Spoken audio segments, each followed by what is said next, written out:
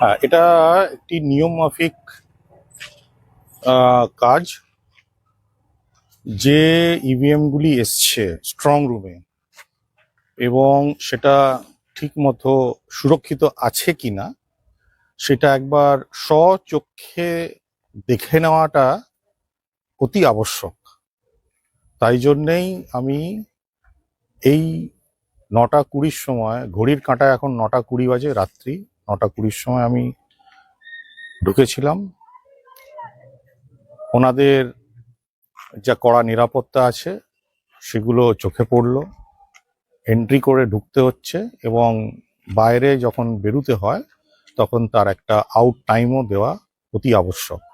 নিরাপত্তা বিষয়টা সব ঠিকঠাক রয়েছে? আপাত দৃষ্টিতে তো এখনো অবধি সবই ঠিকঠাকই লাগলো, কারণ স্ট্রং রুমের যেভাবে আমরা তালাটা মারা হয়েছিল বা তা সিল করা হয়েছিল সেটা স্বচক্ষে আরেকবার আমি দেখে আসলাম সেটা ঠিকঠাক আছে কিনা। কারণ নিরাপত্তা রক্ষীদেরও সময়ে সময়ে তারা পরিবর্তন হচ্ছে, সুতরাং এটাও একটু দেখে নেওয়ার যে ঠিকঠাক সুরক্ষিত হচ্ছে কিনা, সব ঠিকঠাক চলছে কিনা। আমাদের দলীয় কর্মীরাও আছেন, তারা সিসিটিভির উপর নজর রেখেছেন। প্রতিটি মুহূর্ত, প্রতিটি ক্ষণ, প্রতিটি সেকেন্ড তারা নজর রাখছেন। ফলে এই মুহূর্তে আমি সাধুবাদ জানাবো আমাদের যারা সর্বভারতীয় তৃণমূল কংগ্রেসের যোদ্ধারা নেমেছেন, ওয়ারিয়ার্স। তারা দিন রাত এক করে দিচ্ছে, 24/7 ম্যাট্রিক্সে তারা কাজ করছে।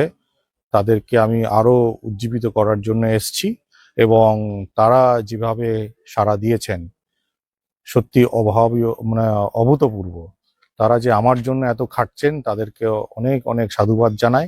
এবং যতদিন না ব্যালট কাউন্টিং হচ্ছে ততদিন পর্যন্ত যে পরিস্থিতি, সেই পরিস্থিতি মোকাবিলা করার জন্যই তারা সিসিটিভি ক্যামেরা বসানো হয়েছে, রিয়েল টাইমে চলছে এবং তার আপডেট আমাকে দেওয়া হচ্ছে।